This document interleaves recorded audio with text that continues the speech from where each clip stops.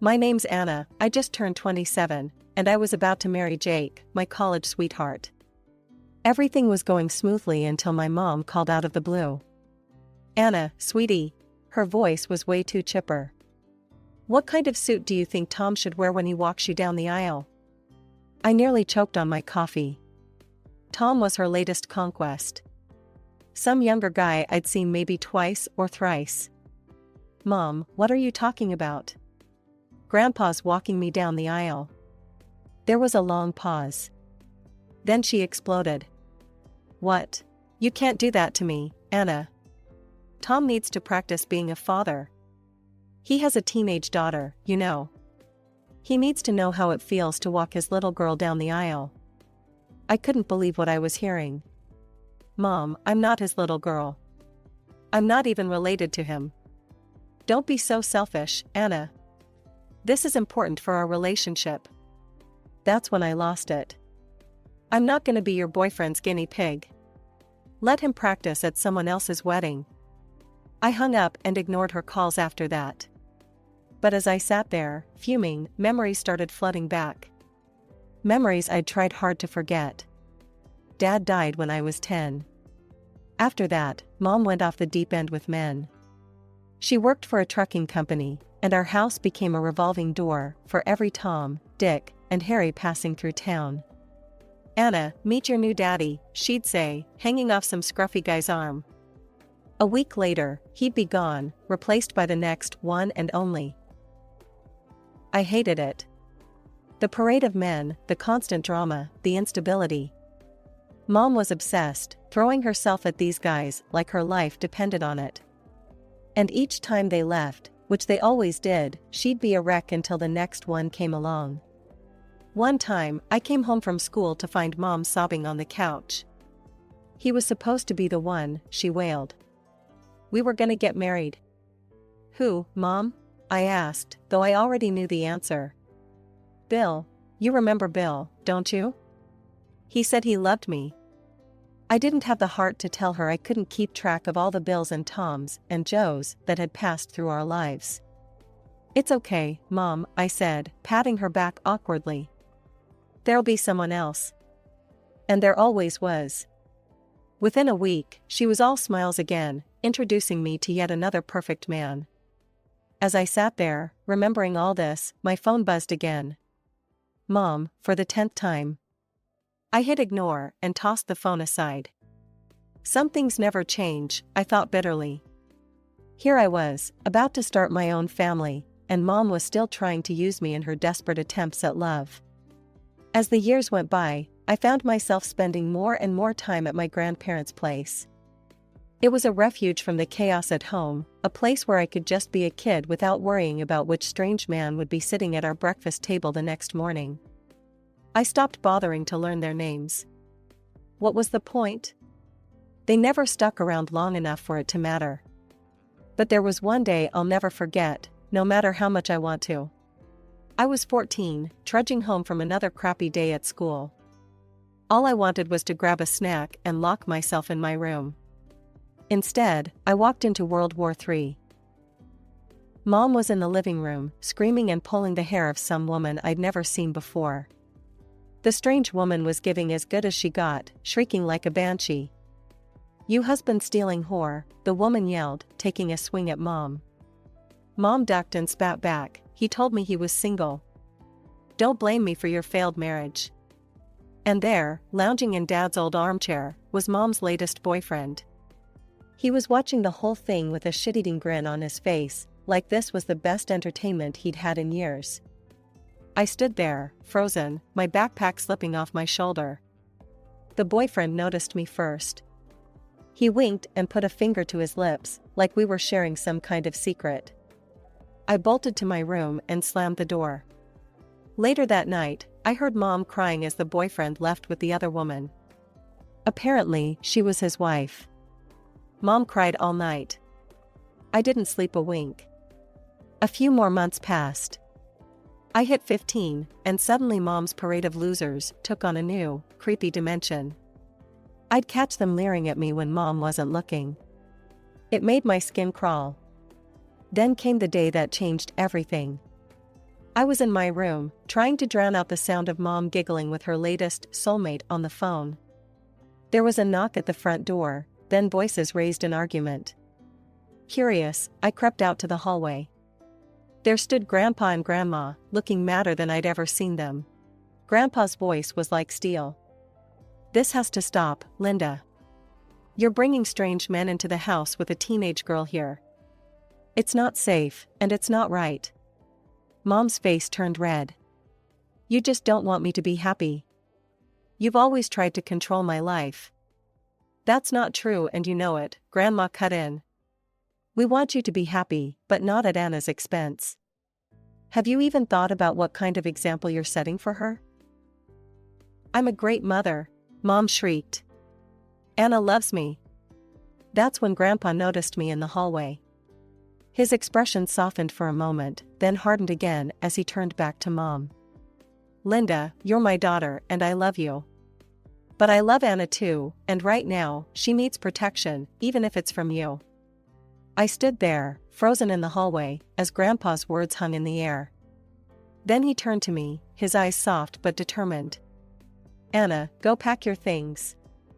You're coming to live with us." I didn't hesitate. "Okay, Grandpa," I said, my voice barely above a whisper. I turned and practically ran to my room, my heart pounding. As I threw clothes into a duffel bag, I could hear Mom's weak protests from the living room. "You can't just take her. I'm her mother." Grandpa's voice was calm but firm. "Linda, think about it. It'll be easier for you to find a man without Anna around." There was a long pause, and then I heard Mom's voice, sounding almost relieved. "Well, I suppose you're right. Maybe it would be better for everyone."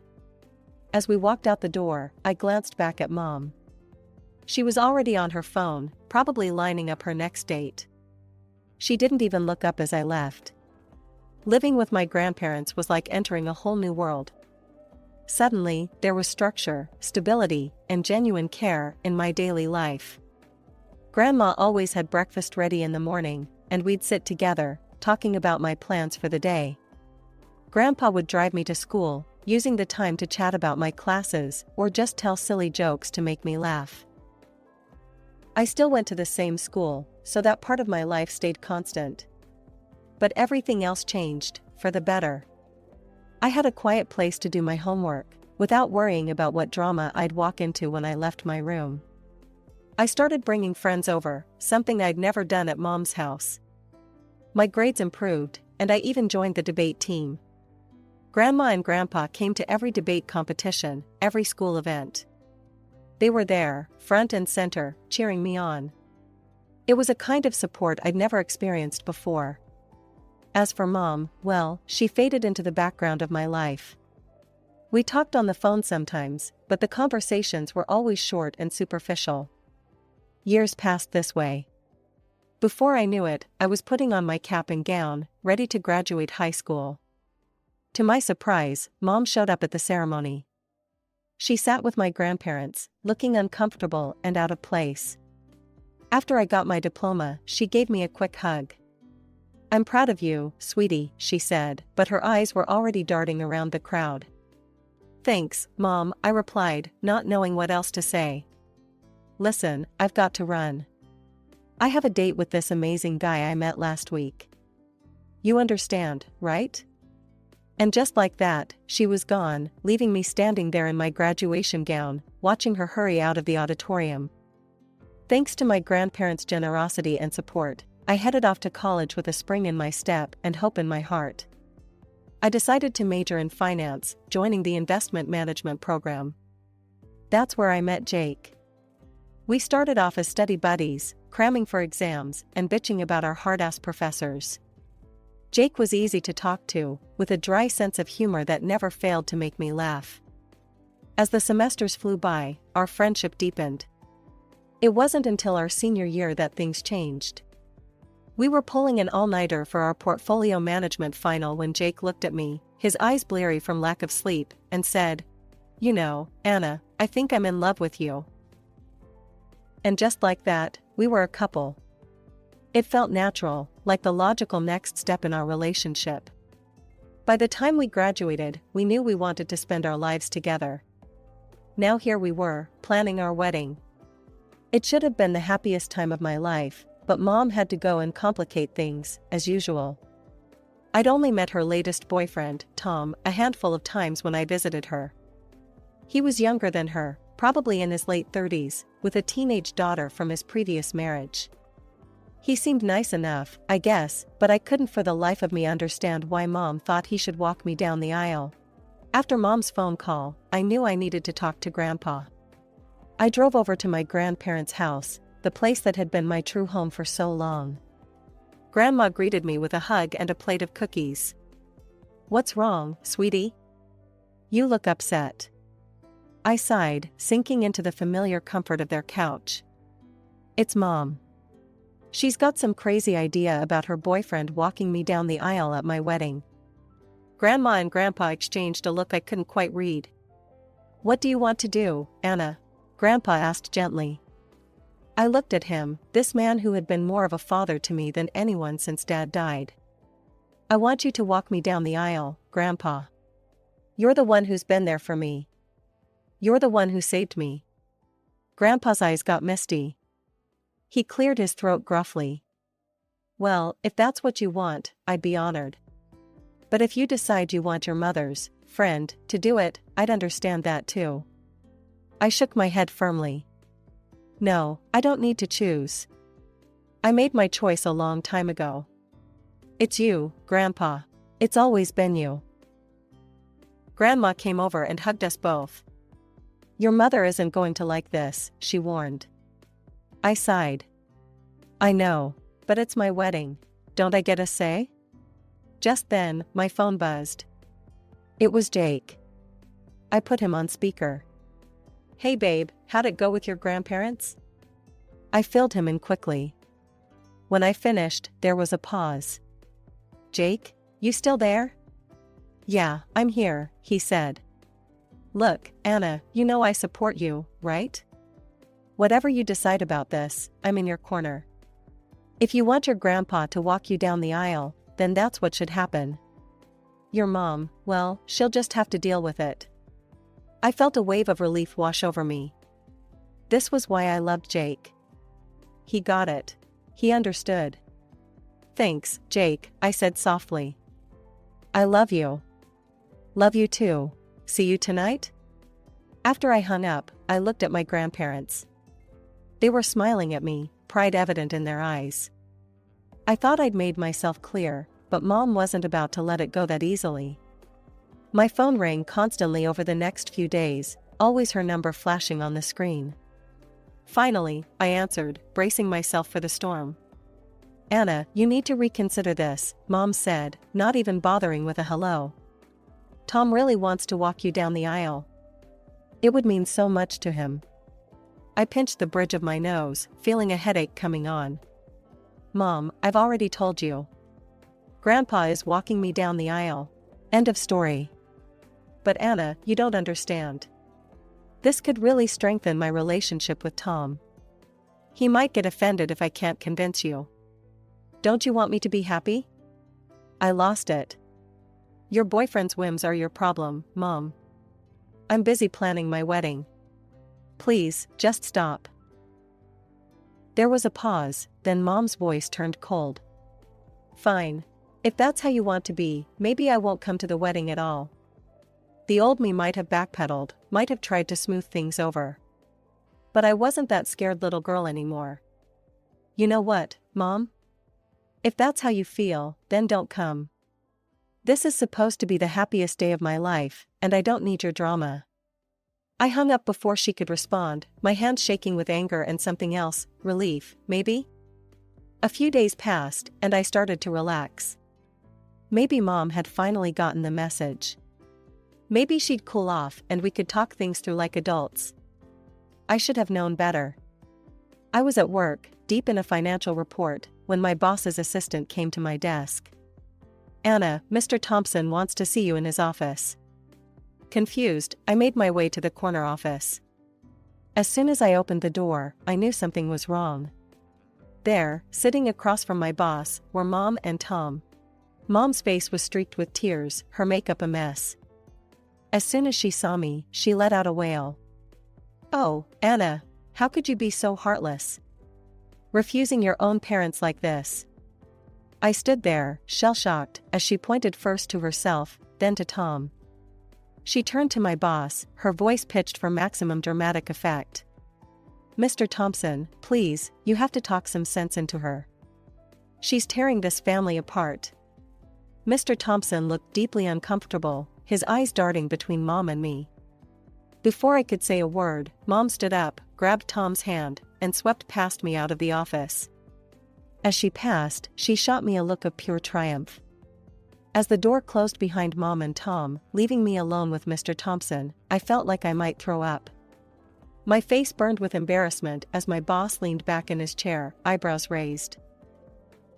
"So, Anna," he said slowly, "care to explain what that was all about? What's this about tearing apart the family?" Reluctantly, I gave him a quick rundown of the situation: Mom's demand that her boyfriend walk me down the aisle, my refusal, and the resulting drama. As I talked, I could see his expression changing from confusion to understanding to, was that sympathy? When I finished, he let out a long whistle. "Well, I'll be damned. You know, Anna, your mother reminds me a lot of my ex-wife."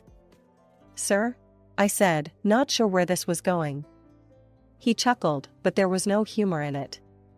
"Yeah, always making everything about her, no matter who got hurt in the process.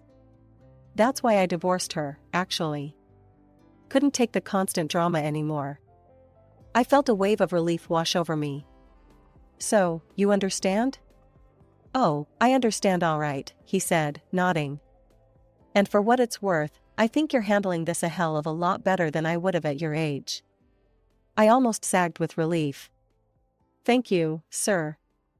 I really am sorry about all this." His face grew serious. "That said, Anna, we can't have this kind of disturbance in the office.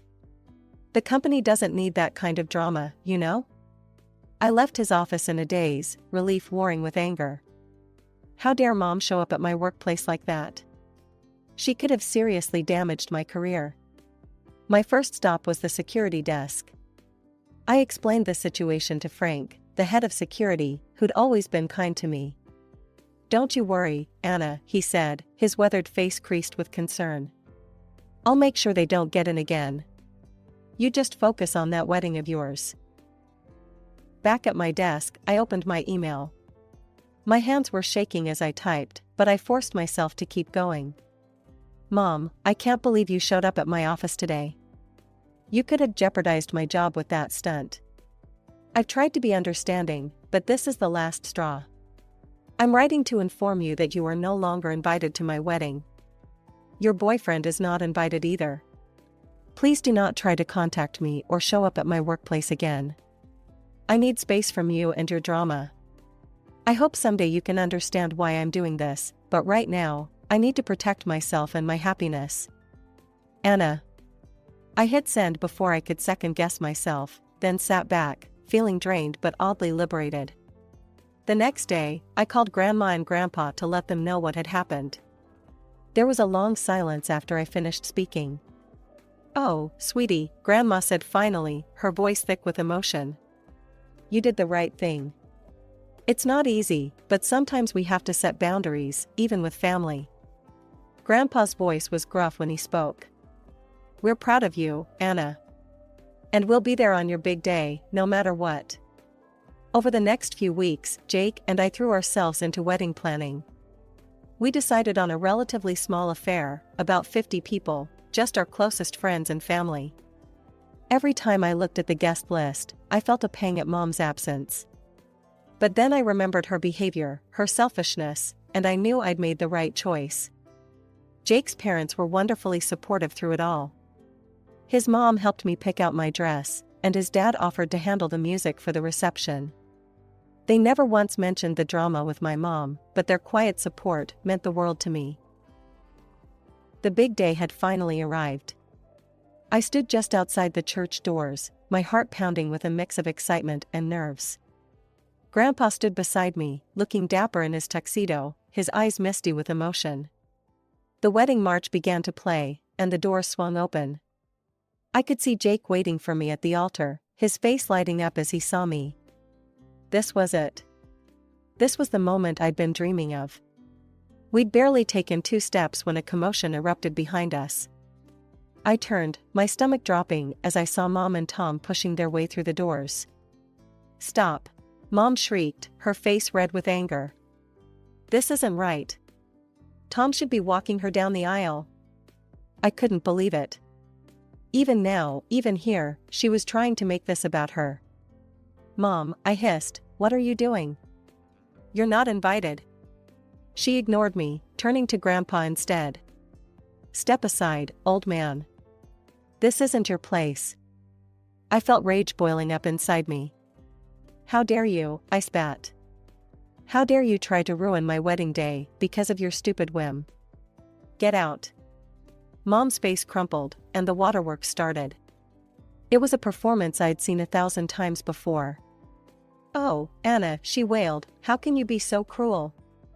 After everything I've done for you? I raised you all alone after your father died." I was about to respond when Grandpa stepped forward, his voice calm but steely. "That's enough, Linda. Everyone here knows your reputation. Everyone knows who really raised Anna. You need to leave. Now." Mom looked around, seemingly noticing the guests for the first time. Dozens of faces stared back at her, a mix of shock, disgust, and second-hand embarrassment clear in their expressions. No one was buying her act. Her face hardened, the fake tears disappearing in an instant. "Fine," she snarled. "If that's how you want it, Anna, then I'm done. I disown you. I have Tom now, a man who actually appreciates me. You've always been stupid and arrogant anyway." I felt like I'd been slapped, but before I could respond, Grandpa stepped forward again. "Well, Linda," he said, his voice cold, "if that's how you feel, then let me make something clear. You're out of my will. And you're out of my house. It's my property, and I want you gone by the end of the week." As Grandpa's words echoed through the church, I watched the color drain from Mom's face. She turned to Tom, clearly expecting his support, but his expression had completely changed. He glanced at Grandpa, then back at Mom.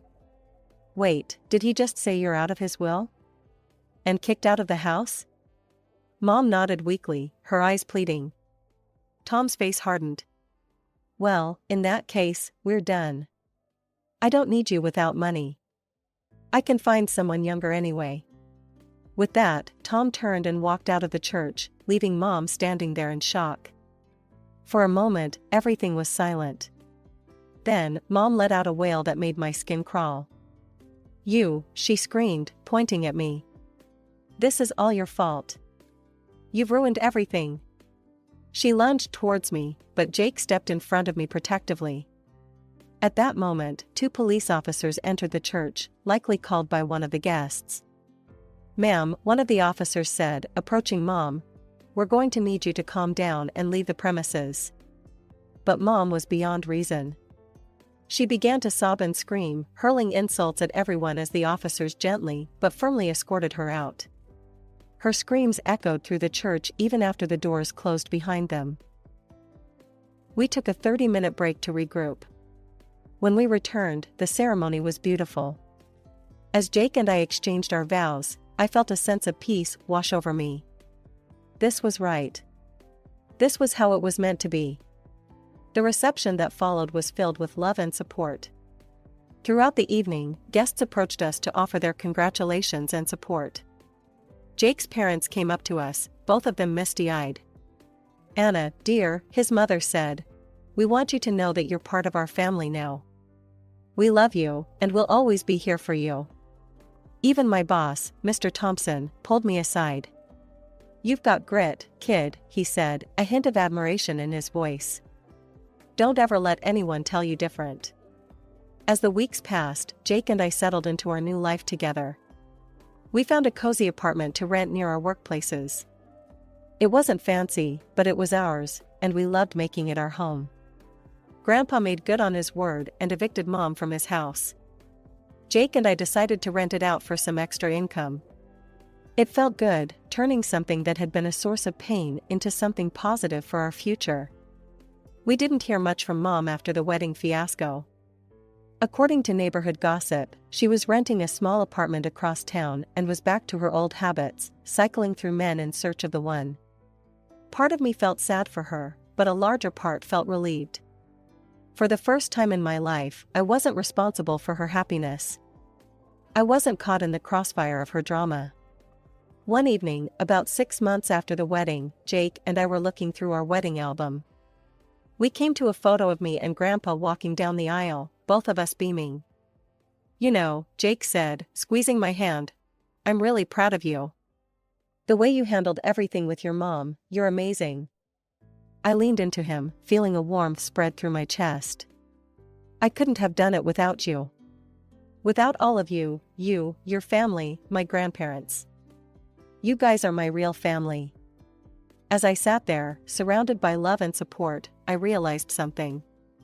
The day of my wedding hadn't gone as planned. It had been messy and dramatic and painful. But it had also been a turning point. It was the day I finally broke free from the cycle of manipulation and guilt that had defined my relationship with Mom for so long.